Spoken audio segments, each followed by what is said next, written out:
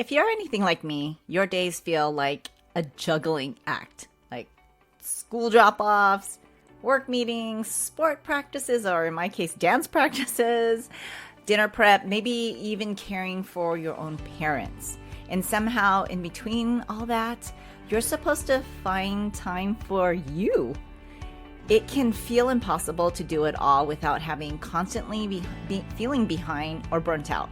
And that's why today I'm going to talk to you about one of my favorite productivity tools, and that's time blocking, and how it can help you manage your full schedule without losing your mind, mamas. Here we go. If you are frustrated with how to get your teenage daughter to open up to you because all you want is to connect with her as you once did, you're in the right place. Hey, I'm Jeannie Baldomero, a former rebellious teen, now mom of 3 young adults, educator, and the mom mentor, equipping you to create open communication with your girl so she can come to you about anything, even if she's scared. So grab your oat milk latte, breathe, and let's do this together. Okay, mama, are you finding yourself feeling frustrated trying to figure out your girl in this stage and not getting far with maybe even asking some questions? She's just like a stone wall. Mouths are closed, or even just getting one-word answers, or maybe an attitude that you didn't ask for because you're simply asking a question just because you want to know more about her because she's not talking to you. You literally get one word or even a shrug or the silent treatment or maybe a roll of the eye. I get you. I honestly read many books to unravel this mystery of connecting with my once sweet little girl. What happened? Why all of a sudden she's a different girl? And then I even question, have I failed as a mom raising her? What did I do to deserve this? What if I said something that will cause consequences that maybe we won't have a great relationship? Or even worse, maybe I'm pushing her away enough that she'll not want to share with me again. Okay, maybe that was a bit dramatic, but really, who else thinks this way? I hope it's not just me. Mom guilt at its finest. And our teenage daughter has a great way of finding that mom guilt card and flashing it in our faces. So, you know what? I decided things needed to change. I couldn't get into that spiral, that roller coaster ride that my daughter was taking me on. Actually, my kids were taking me on. So I asked myself, what did I need as a young teenage mom? So I decided things are going to change. This kind of brought some traumatic experiences as a 13-year-old myself and what I had put my mom through, but I had to really dig deep and revisit that young Jeannie. I asked myself, what did I need as a young teenager? And go do that. I'm able to connect with my girl better than my mom did with me. And as a young adult now, she loves making connections, is brutally, and I say brutally, honest with me, with her feelings. But that's what I welcome. I want her to be open and trust me. We've done the work together by establishing a safe space for her to talk. And I want to help you do the same too, mama. My Talk to Your Teen Girl framework allows me to walk you through a step-by-step actionable lessons that will help you create open communication with your daughter so that you can connect with her once again. You'll learn how to establish a safe space, learn how to respond to your daughter so she will feel heard and understood, as well as printable templates that allow you to guide your discussion so it's not as emotional as it can be and you get the conversation going. Let's do this together. Create open communication with your daughter so she can come to you even when she's scared. Head to talktoyourteengirl.com. That's talktoyourteengirl.com. Hey, before we get into our episode, just a quick reminder that through the holidays, we are publishing a new episode once a week on Mondays. We want to give this time for you to focus on your daughter and your families during this holiday season. Make sure to come back every Monday for a brand new episode just for you. Okay, I had to really think about what I wanted to talk to because it's not just about raising our teenage daughters. And I know that's the reason why you're on this podcast, but it's also the season we're in, right? Not only are we either perimenopausal or in menopause, we're also busy. This is a very busy season. And I remember talking with my girlfriends and saying, gosh, why are we just so busy, especially when our girls are already starting to drive, right? And if you don't have, your daughter's not quite the age of driving, you wait and see. But in the meantime, you are the chauffeur.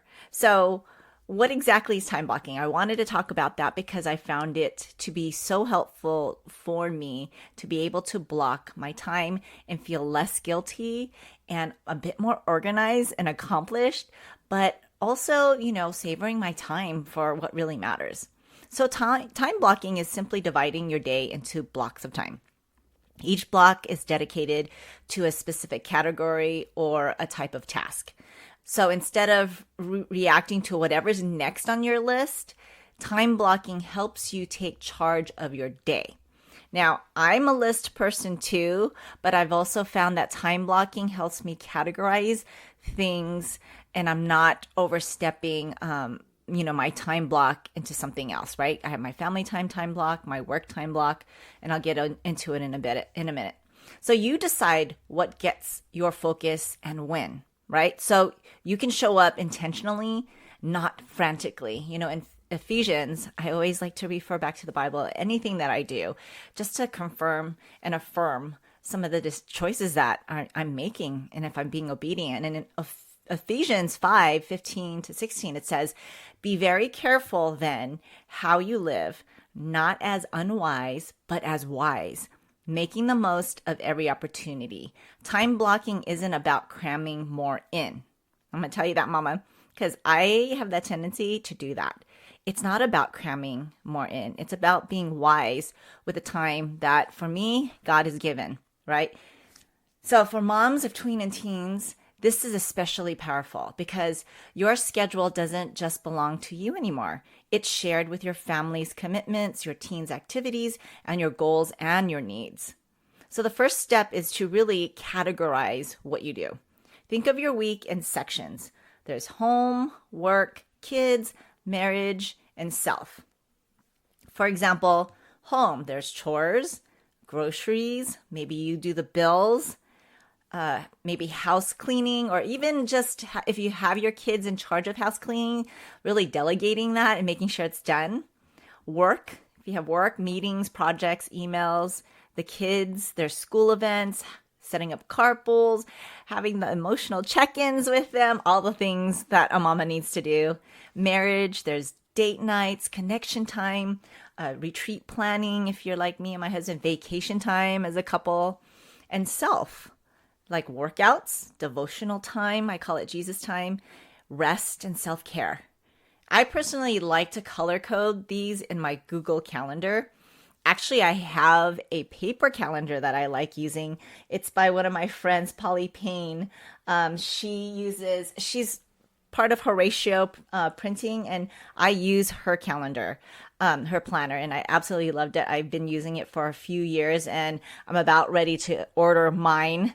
And if you're interested in ordering yours, go to the link in my episode. I'll just connect it there. I like to put links to things that I mentioned that I use personally. But as I grab my planner here, it's the Best Is Yet to Come planner. It's a dream planner by Horatio Printing. And I absolutely love it because it's simple, yet it allows me to time block and plan the things that I need to plan, as well as, every quarter I get to reflect on how my quarter went. So I like to color coordinate and color code my planner so I can visually see how I'm feeling my week. So I use this for daily tasks, weekly tasks, even my monthly, because sometimes writing things down helps it stick, especially with me. And I also have my digital Google Calendar as well, because that is more convenient and it ties that calendar with the other calendars that my family has. So we have no issues with double booking, and everyone can communicate our schedule simply by using, Google Calendar, which syncs everything up. So if you ever heard the jar analogy where you fill a jar with big rocks, pebbles, and sand, you know the key is to put your big rocks in first. So in your planner, make sure you have your big rocks first. Your big rocks are the non-negotiables, the things that truly matter to you, your values, and your goals. So you want to ask yourself, what are the things that, if done consistently, will help my family and me thrive? Maybe it's family dinner 3 times a week, a weekly check-in with your daughter, a church on Sundays. One of those, once those are blocked out, then you fill in the pebbles like work tasks, appointments, and the sand are like smaller tasks and errands. When you do this, your priorities drive your schedule, not the other way around, okay? So I'm going to give you some 3 tips. As you're thinking about your schedule, your categories, what is your non-negotiables? Here are some 3 tips for effective time blocking. The first one is theme your days. It might be helpful to theme your days. Like for me, Wednesdays, I think water Wednesdays. I water my plants and I do the laundry on Wednesdays, and I'll always remember that. Now, if you wear multiple hats, assign each day a focus. Maybe Monday is house and errands, Tuesday is deep work, and Friday is family and fun. This gives your mind clarity that you know what to expect and where your energy should go. Okay, even when you have work, you have a theme that your priority, your focus is going to be on that. And you know what? It helps calm the anxiousness of having to do it all because you know that this day is blocked for that. And tip number 2, protect your focus blocks. When you schedule a time block, treat it like an appointment because it is. Turn off notifications, close your email tab, and let your family know you're in focus mode. This small boundary really helps you accomplish more in less time. I like to use a timer, and I actually use the do not disturb the focus mode on my computer, so I know that I'm not going to be distracted by texts coming in or phone calls coming in, okay? Because not everybody knows my schedule, and that is okay, but I can block my time and protect my time so I can get it done in a short amount of time. The third tip is build in buffer time. This one's huge, mama. Life doesn't always go as planned, and I know we know that. Like the unexpected school calls, maybe traffic, and you're stuck in there. Your teen needs to talk to you. So add about 10 to 15 minutes between blocks. Do not overpack it. Add some buffer time. It gives you breathing room to transition, recover, or just even breathe before the next thing. You're not going to always feel like you're in a rush and you're running out of time. So here's what I've learned. When we manage our time well, we're not just being productive, we're being present. We're less frazzled, more peace, more at peace, and be able to, better love our people intentionally because we are. So this week, pick one day to try time blocking. Just one. We'll start small. Start simple, maybe just your morning or afternoon. Like maybe set up time blocks just for the morning. Maybe for me, it's Jesus time, exercise time, I tidy, and then work, right? My blocks are Jesus time and work. So then notice how it feels to live with intention instead of reaction. Okay, mama, don't forget, your time is a reflection of what matters most. So I want you to make space for what truly counts. You can do this. Time blocking is going to be easy, and believe it or not, it may seem overwhelming just to think about blocking your time, but over time, as you get the hang of time blocking and utilizing these 3 tips of theming your day, protect your focus blocks, the ones that are important, and build in buffer time, you'll find that you will be more at ease, less anxious, less in a hurry, so that you can spend that intentional time with your family and with your daughter. Okay, if you know that a mom needs this and needs to listen to this because her day is always frazzled, will you do me a favor and share that with her? As we move into the holidays, we are switching to 1 time a week, and I'll see you next Monday. Hey friend, if this podcast inspired you or encouraged you or helped you in any way, I'd love for you to share it. You can screenshot this episode and share it in your stories on social media or text it to a friend who can use the support.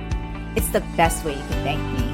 I want to let other mamas know they are not alone.